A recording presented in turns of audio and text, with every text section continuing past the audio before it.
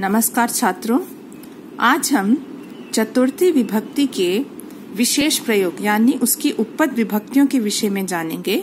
इससे पहली वीडियो में आपने चतुर्थी विभक्ति संप्रदान कारक के विषय में जाना और उससे पहले की वीडियोस में कर्म कारक और करण कारक के साथ विभक्तियों का प्रयोग और उसके बाद उनमें प्रयुक्त होने वाली उपपद विभक्तियों को जाना। तो आज हम इस वीडियो में देखते हैं कि चतुर्थी विभक्ति का प्रयोग संप्रदान कारक के अतिरिक्त और कहाँ होता है। सबसे पहला शब्द है नमः, नमस्कार है। तो इस अव्यय के साथ हम हमेशा चतुर्थी का प्रयोग करेंगे। यहाँ पे संप्रदान कारक का कोई अर्थ नहीं है। आप ये समझ लीजिए, मैं दोबारा बता रही हूँ कि एक होता है बेस्ट फ्रेंड, जैसे कि चतुर्थी का बेस्ट फ्रेंड है संप्रदान कारक, और उसके बाकी दोस्त भी होते हैं, वही होती हैं उपपद विभक्तियां। तो इसका पहला दोस्त है नमः।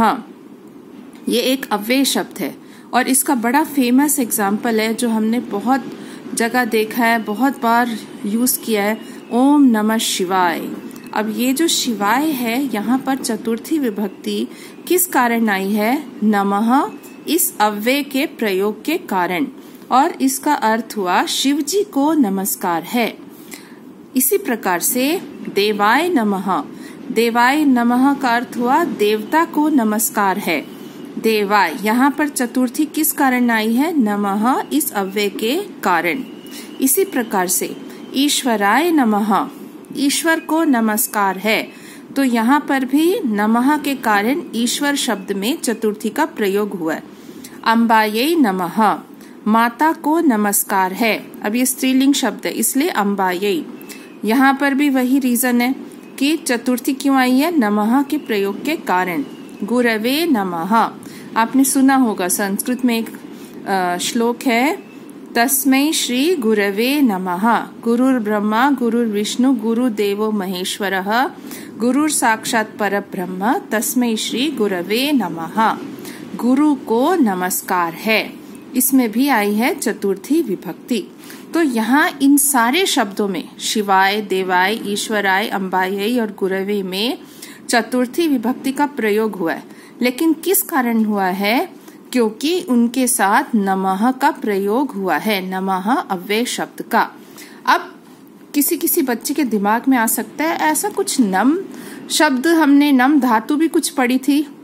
हाँ, अब आपको बताती हूँ दोनों में क्या डिफरेंस है। आपको याद रखना है, नम धातु जो होती है उसका अर्थ होता है नमस्कार करना, और इसके धातु रूप चलते हैं नमति, नमतः, नमन्ति, और इसके साथ हमेशा द्वितीया का प्रयोग होता है। ये हमने द्वितीया के विशेष प्रयोग में पढ़ा था। और अभी जो हमने शब्द पढ़ा है उसका नमः, उसका अर्थ है नमस्कार है। नम धातु नमस्कार करना, नमः नमस्कार है। और ये एक अव्यय शब्द है, इसके रूप नहीं बदलते, इसके तो रूप चलते हैं, इसके रूप नहीं चलते, और इसके साथ चतुर्थी आती है। आप बस ये वाला एग्जाम्पल याद रख लीजिए, ओम नमः शिवाय, नमः शिवाय, गणेशाय नमः, शिवाय नमः। तो आप कभी भी नहीं भूलेंगे ये एग्जाम्पल। ये ओम नमः शिवाय तो सबके दिमाग में रहता है, ठीक है। तो ये पहला हो गया। अब देखते हैं दूसरा। दूसरी धातु है रुच। रुच का अर्थ है, जैसे आपने हिंदी में शब्द सुना होगा रुचि, यानी अच्छा लगना। आपकी किस चीज में रुचि है, वो कैसे बना है शब्द? इस रुच धातु से, अच्छा लगना। किसी व्यक्ति को जब कोई वस्तु अच्छी लगती है तब उस व्यक्ति के लिए चतुर्थी विभक्ति का प्रयोग होता है। जैसे गणेशाय मोदकम रोचते, गणेश जी को मोदक या लड्डू अच्छे लगते हैं। आपको पता होगा जैसे गणेश चतुर्थी होती है तो उनके लिए, गणेश जी के लिए लड्डू चढ़ाए जाते हैं। आप कभी गणेश जी का चित्र देखेंगे ना, उसके आगे भी एक प्लेट में लड्डू या मोदक रखे होते हैं। तो गणेश जी को लड्डू अच्छे लगते हैं, इसलिए गणेश शब्द में चतुर्थी आई है। यानी जिसको जो चीज अच्छी लगती है, तो जो व्यक्ति है उसमें आएगी चतुर्थी, उसको जो चीज अच्छी लगती है उसमें नहीं आएगी। यहाँ पे तो सिंपल समझ लो प्रथमा आई है, फलम जैसे मोदकम। गणेश जी को अच्छा लगता है तो गणेश जी में आई है चतुर्थी। किस कारण? ये रुच धातु के कारण। इसी प्रकार से हम सब जानते हैं कि कृष्ण, श्री कृष्ण को क्या अच्छा लगता है? मक्खन। तो देखिए अब, श्री कृष्णाय नवनीतम रोचते, श्री कृष्ण को मक्खन अच्छा लगता है। तो श्री कृष्ण को अच्छा लग रहा है, तो यहाँ पर है चतुर्थी विभक्ति। किस कारण से? रुच धातु के कारण। श्री कृष्ण को अच्छा लगता है तो श्री कृष्ण में आई है चतुर्थी विभक्ति। ये तो वैसे ही मेंशन्ड है, मक्खन अच्छा लगता है, ये प्रथमा है। इसी प्रकार से ये देखिए, आप सब बालक हैं, अब बच्चों को क्या पढ़ना थोड़ी अच्छा लगता है, सबको खेलना अच्छा लगता है, तो वही बताया गया। बालकेभ्यः क्रीडनम एव रोचते पठनम न, बालकों को खेलना ही अच्छा लगता है, पढ़ना नहीं। तो बालकों को क्या अच्छा लगता है? बालकों को खेलना। तो बालकों में यहाँ पर बहुवचन, चतुर्थी विभक्ति बहुवचन का प्रयोग हुआ है। किस कारण से? ये रोचते, रुच धातु के कारण। तो इन सभी उदाहरणों में गणेशाय, श्री कृष्णाय, बालकेभ्यः में चतुर्थी विभक्ति क्यों आई है? उनकी जिस वस्तु में रुचि है उसे बताने के लिए आई है। संप्रदान का यहाँ पर कोई अर्थ नहीं है। अब एक तीसरी वो देखते हैं, तीसरा शब्द अलम, पर्याप्त होना, केपेबल होना।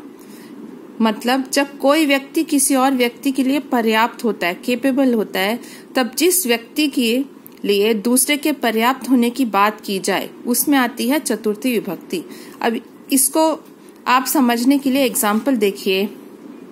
कृष्णः कंसाय अलम, कृष्ण कंस के लिए पर्याप्त है, यानी एक कृष्ण जो है वो अकेले काफी है कंस से लड़ने के लिए, उसे हराने के लिए, और किसी की आवश्यकता नहीं है।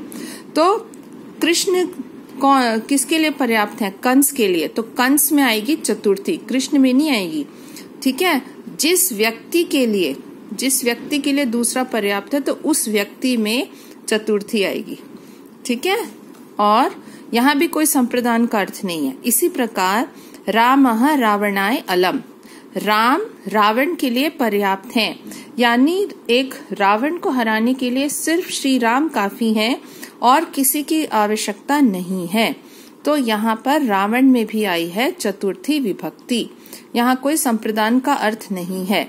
अब आप सोचेंगे कि एक अलम तो आया था, तृतीया में भी आया था, लेकिन उसका अर्थ होता है अलम बस करो, लड़ाई मत करो, अलम विवादेन, मत करो के अर्थ में है।